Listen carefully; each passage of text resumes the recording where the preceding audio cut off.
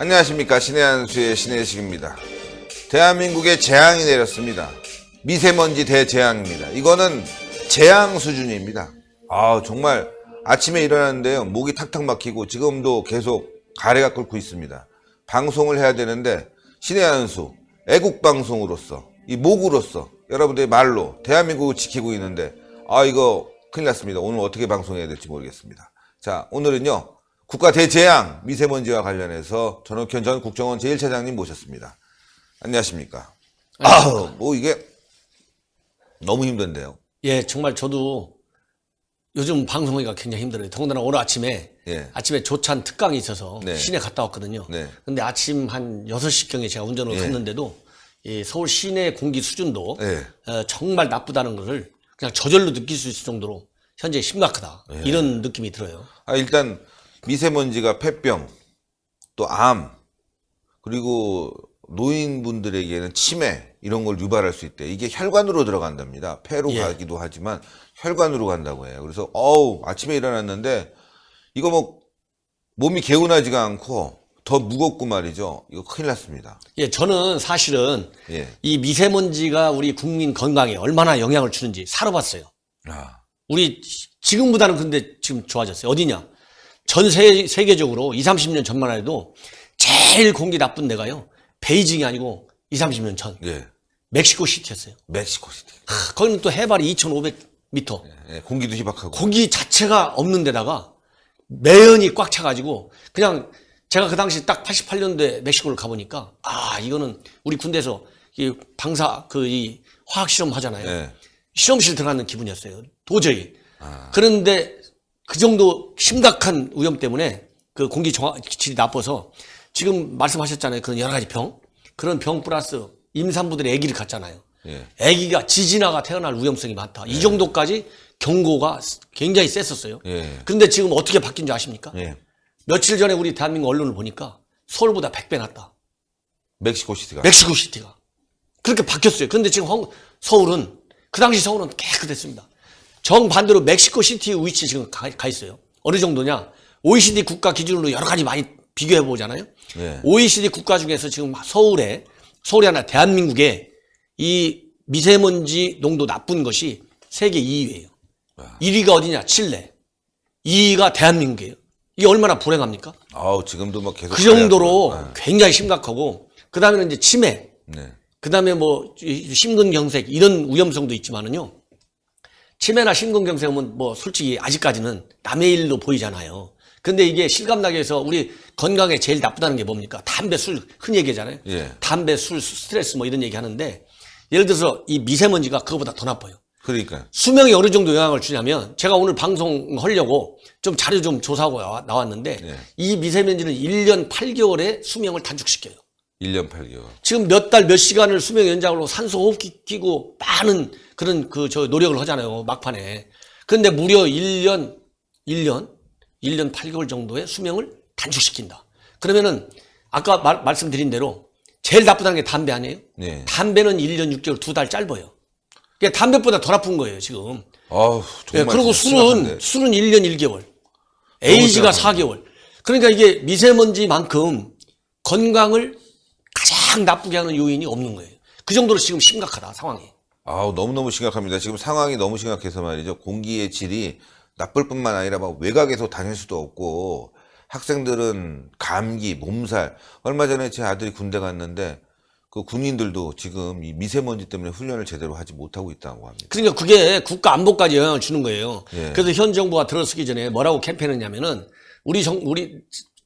민주당이 정권을 잡으면 대선 때 미세먼지 30%를 줄이겠다 했어요. 그러면 지금 미세먼지 줄이겠다 했는데 과연 어떤 실질적인 조치를 취했는지, 차량 몇 개 뭐 안 다니게 하고 뭐 이런 거 갖고는 대책이 지금 안 돼요. 워낙 심각하기 때문에. 제일 중요한 것은 우리 국내적인 조치로서는 여러 가지, 제일 크게 지금 하는 화력발전소, 그거 하면은 지금 미세먼지 주범이 되는 거예요. 근데 원전 안 하겠다고 그러면 뭘로 전기를 생산해요?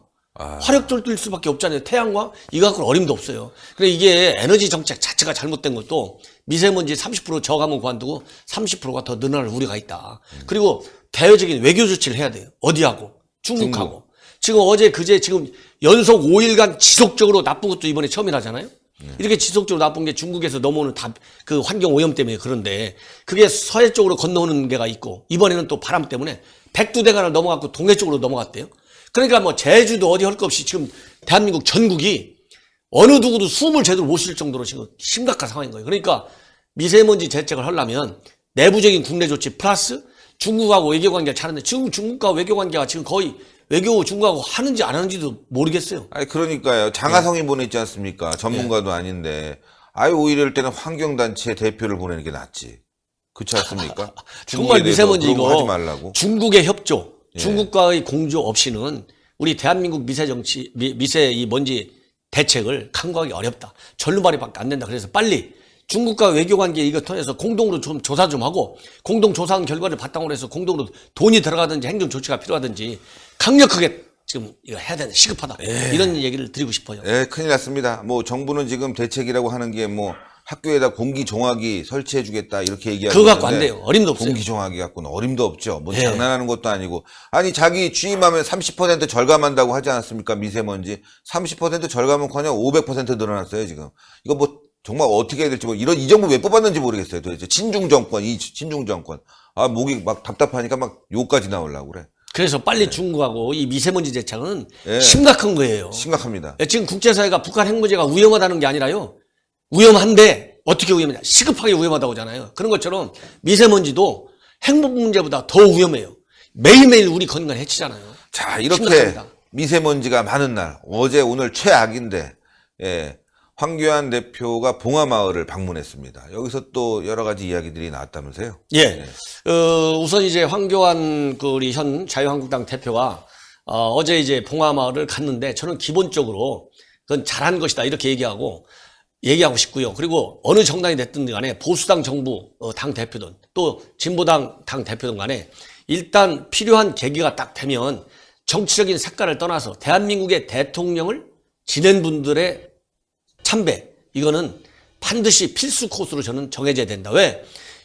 대한민국을 팔아먹지 않는 악정을 하지 않은 이상은 일단 대한민국을 위해서 일을 한 대통령 자리에 올랐던 우리 국민이 뽑은 사람들이잖아요. 그렇기 때문에 기본적인 예의 수준에서, 그리고 우리 대한민국은 동방 예의 지국 아니겠습니까? 그렇기 때문에 이 묘소를 참배하는 걸 갖고 뭐 이 찬성 집회를 열고 또 반대 집회 갖고 그 묘소 참배하는 그런 그 분위기를 해치고 이러는 것은 바람직하지 않다. 이런 얘기를 먼저 드리고 싶어요. 그리고 이제 어제 가가지고 황 대표가 뭐라고 이제 방명록에 썼냐면은 그 국민을 통합시키고 또 나라를 사랑하는 그런 정신을 깊이 가리겠다. 이런 그 이 방명록에 서명을 하고 또 이 권양숙 여사의 안내로 뭐 침실 서재 이런 내부도 쭉 둘러보면서 권양숙 여사가 이제 좀 이제 표현이 이렇게 하면서 이 집이 친환경적으로 아주 잘 지어져 있는 집인데 정말로 아방궁 같다, 아방궁이 맞다 이런 얘기를 해서 주변을 조금 이렇게 좀 편하게 이런 분위기를 만들었다고 합니다. 네, 그리고 이제 농담 던진 거죠. 뭐 그렇죠. 표현은 농담이라고 하는데 이제 과거 한나라당 시절에 봉화마을의 사절을 아방궁이다, 뭐 골프 연습장도 있고 뭐 화려하게 졌다. 사실 기자들이 이 아방궁 농담에 대해서 굉장히 그냥 부드럽게 넘겼는데 사실 아방궁 맞습니다. 그 농담 아방궁이 아니라 봉화마을을 지면서 도로 만들어줬죠. 뭐 골프장, 연습장도 하나 있었죠. 그리고 그 안에 그 여러 가지 조성을 하기 위해서 정부의 돈이 많이 들어갔습니다. 뭐 개인이 그렇게 하려면 할 수 없는 거예요. 집은 소박하게 졌다고 하지만 실제로 주변 그 조성은 굉장히 돈이 많이 들어갔기 때문에 아방궁 맞습니다. 이거를 여러분들이 뭐 농담 삼아 넘길 일이 아닙니다. 어떻게 개인 사절을 그렇게 정부가 지원해서 주변 환경을 만들어줍니까? 이건 말도 안 되는 거죠. 예. 예. 그래서 이제 어제 찬반 그 단체들이 와서 그런 게 좀 불미스러운 일이 있었는데 그 재단 측에서 조용해달라, 정숙해달라 이렇게 하니까 조용해졌다고 그래요. 그래서 이제 황 대표가 그 행사를 참배를 제대로 이제 마치고 권 여사를 이제 방문을 해서 권 여사한테 이제 홍삼을 선물했고 또 권 여사 측에서는 또 매화꽃, 이 매화꽃을 황 대표한테 이제 선물한 걸로 돼 있는데 제가 이제 그 방송 준비하기 위해서 찾아보니까 매화꽃이 뭔가 상징성이 있어요. 상징성이 있는데 그걸 보니까는 이제 결백. 이런 것이 이제 담겨져 있는 꽃이라고 그래요. 충직. 충직. 그래서 나름대로 이 황 대표한테 의미 있는 정치적으로 메시지를 준 것이 아니냐. 이제 이런 또 해석도 해볼 수가 있고. 홍삼은 어떤 의미가 있어요? 홍삼제. 아무래도 어제 이제 황 대표 그 권 여사한테 건강하시냐 이런 얘기를 하면서 이제 기념관은 언제 완성되냐, 2020년도 완성된다 이런 얘기를 한 거 보니까 이제 권 여사의 그런 건강을 생각해서 우리 생각해서. 홍삼이 굉장히 좋잖아요 몸에. 네, 그렇죠. 예, 더군다나 아까도 말씀드렸지만 지금 미세먼지 때문에 다 난리인데 그래서 홍삼은 정말 건강을 의미하는 그런 그 선물을 이렇게 한 것 같은데 잘못해갖고 또 운지천 이런 거 갖고 가면 큰일 날 뻔해요. 어쨌건 홍삼을 선물했습니다. 근데 예, 예. 어제 그 방문과 관련돼서 일부에선 말이죠. 왜 황교안 대표가 봉화마을을 갔냐. 아까 말씀하셨다시피 전직 대통령이라고 하지만 시청자 여러분들 알아두셔야 될 게 뭐 전직 대표라든가 또 그다음에 대권 후보들 다 한 번씩 방문해서요. 일례적으로 통상적으로 한번 예를 갖추는 겁니다. 전직 대통령이니까요. 여러분들도 사랑하시는 박근혜 대통령도 갔어요. 제가 뭐 사진 보여드려야지만 알 수 있는 것이 아니라 이렇게 박근혜 대통령도 2012년도 8월에 봉화마을에 가서 이때는 이제 대선 후보 시절이죠. 가서 그렇죠. 예, 참배를 12년도 한 예. 그런 상황입니다. 그러니까 이걸 가지고 왜 황교안이 봉화마을에 갔냐 이렇게 놀리는 사람들 또 비판하는 사람들은 제가 봤을 때는 좀 악의적이지 않나 싶어요. 예, 그래서 이런 부분을 좀 말씀드리겠고요. 자, 어제 봉화마을 가서 이렇게 활동을 시작한 황교안 대표 이제 기대감이 높지 않습니까? 여러 가지. 예, 그렇습니다. 네. 예, 예. 어떻게 예측하십니까? 지금 예. 굉장히 혼란스러운데. 예, 제가 보기에는 일단 이제 이게 그냥 뭐 누가 임명한 게 아니고 그야말로 그 어려운 시기에 더군다나 트럼프하고 그 하노이에서 김정은이하고 만나갖고 또 다른 세계의談판을 하는 그때 딱 27일 날 당 대표 선거가 있잖아요. 네. 저도 이제 현장 그 일산 킨덱스에 딱 가서 했었는데 정말 엄청나게 많은 분들이 다 왔어요. 그래서 당원 그 직접 투표, 그다음에 모바일 투표, 뭐 이런 국민 여론조사 다양한 방식으로 해서 50%를 득표를 해가지고 당선됐지 않습니까? 예, 그러기 때문에 일단은 그 이 황 대표 체제에 대해서 어느 누구도 이렇게 이제 정치적으로 조금 그 문제를 제기한다거나 이의를 제기한다거나 이런 이제 우는 분위기는 이제 없어졌고 그리고 이제 황 대표가 딱 들었으면서 바로 같이 당 대표 출마했던 분들하고 같이 만나서 식사도 하고 그러면서 우리 하나가 되자. 본래 이제 선거 때부터 하나가 되자 굉장히 강조했잖아요. 네. 그런 것처럼 이 모두를 이렇게 어우르면서 정말 이 한국당이 정말 얼마나 위기였었잖아요. 이것이 이제 한 30% 수준으로 이렇게 올라올 때 딱 대표가 됐기 때문에 모두를 어우르면서 하나가 되자는 기치 하나로 진짜 이제 우리 보수 세력, 특히 한국당을 아끼는 우리 당원 여러분들 그리고 당직자든 뭐 모든 사람들이 한 마음으로 이제 뭉쳐가지고 정말 우리 자유한국당은 누가 보든지 간에 대한민국을 이끌어오는데 한 90%를 기여해온 정당이지 않습니까? 그렇습니다. 민주당 정부는 DJ 정부하고 노무현 정부, 현 그리고 문재인 정부 지금 세 번째거든요. 그렇기 때문에 대한민국 역사의 공과를 어느 누구도 부인할 수 없어요. 잘한 거 못한 거. 그러니까 이런 저력 있는 능력 있는 정당을 황교안 체제가 다시 한번 하나 업그레이드 시켜가지고 제대로 된 정당으로 발돋움 딱 해야 되겠다. 그래서 지금은 모두가 일사불란하게 가자. 제가 그렇습니다. 그걸 당부하고 싶습니다. 일사불란하게. 일사불란하게. 예, 일사불란하게. 대단히 감사합니다. 감사합니다. 그리고 전옥현의 안보정로 TV. 최근에 신의 한수보다 빠르게 올라오고 있습니다. 이제 10만 돌파를 눈앞에 두고 있는데요. 10만 돌파가 되면은 신의 한수 옆에 달려있는 모든, 사이트와 함께, 유튜브 채널과 함께 축하를 해주려고 합니다. 그래서 기념 강연회를 한번 할까 하는데 여러분들 생각은 어떤지 말이죠. 한번 생각해 보시고 10만 돌파 빨리 좀 부탁드리겠습니다. 대단히 감사합니다. 대단히 감사합니다. 예, 신의 한수도 말이죠. 빨리 100만 갈 수 있게. 일단 60만부터 가죠. 예. 50만 돌파했는데 지금 55만 가고 있습니다. 자, 이번 달 안에 60만 훌쩍 넘고요. 70만 갈 수 있게 해줘야지만이 80만, 100만 갈 수 있습니다. 여러분들, 동그랗게 올라가는 구독 버튼 빡! 추천 버튼 팍! 댓글로 여러분들의 의견 부탁드리겠습니다. 미세먼지 때문에 오늘 방송 할 수 있으려나 모르겠어요. 굉장히 힘들어요, 방송하는데.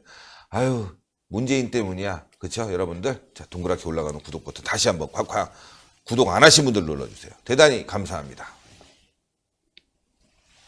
감사합니다.